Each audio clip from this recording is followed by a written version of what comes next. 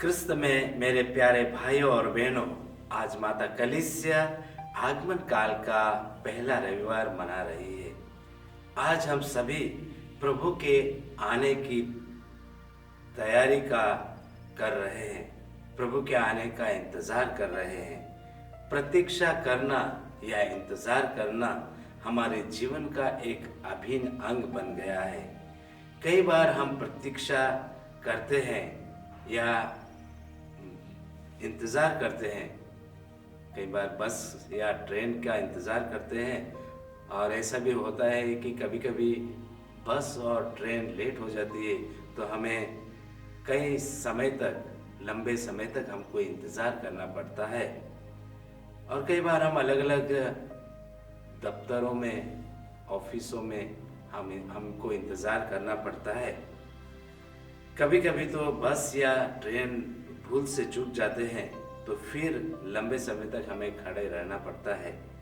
इंतज़ार करना हम सभी को पसंद तो नहीं है, फिर भी हम सभी जिज्ञासा, धीरज और उत्सुकता से प्रतीक्षा करते रहते हैं। आज माता कलीसिया पूजन विधि के एक नए साल में प्रवेश कर रही है। पिछले वर्ष की तरह इस वर्ष भी धार्मिक अथवा आध्यात्मिक गतिविधियों में भाग लेंगे। पिछले वर्ष में हमारी आध्यात्मिकता में वृद्धि हमने लाई कि नहीं लाई?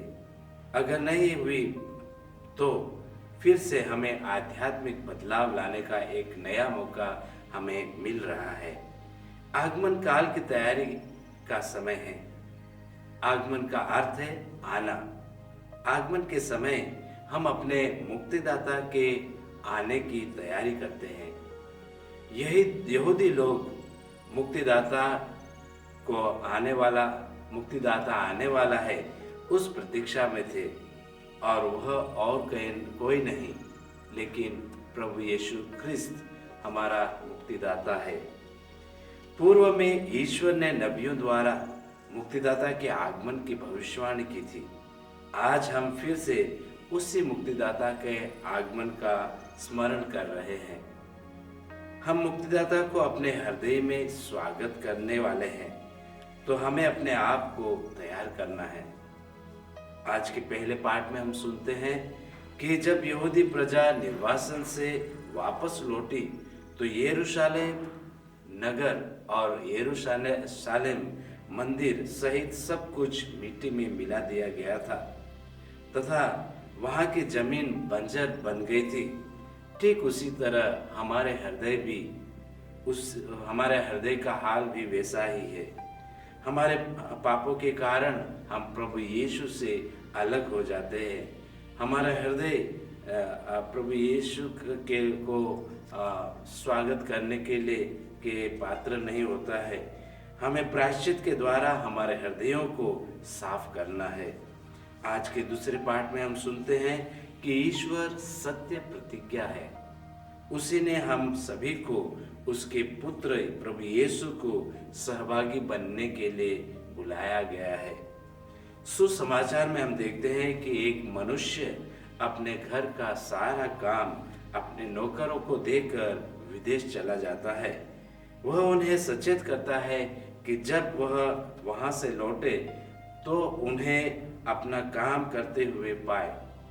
मालिक उनको कब आएगा और कब जाएगा समय नहीं बताता है, इसलिए वह उन्हें कहते हैं सचेत रहना, तैयार रहना हमेशा।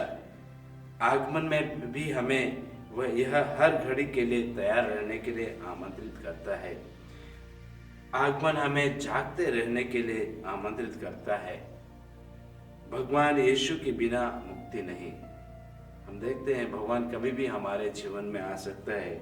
हमारे प्रभु यीशु का आगमन उस भिखारी, बेसहारा और परदेशी के रूप में हो सकता है।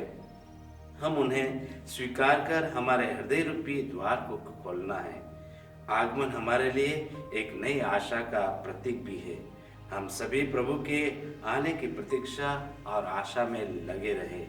आइए हम प्रार्थना करें कि आगमन काल हमारे लिए लाभदायक बने और हम हमारे हृदय को साफ करके हम प्रभु को हमारे हृदय रूपी गौशाला में आमंत्रित कर सके। पिता, पुत्र और पवित्र आत्मा के नाम पर आमीन।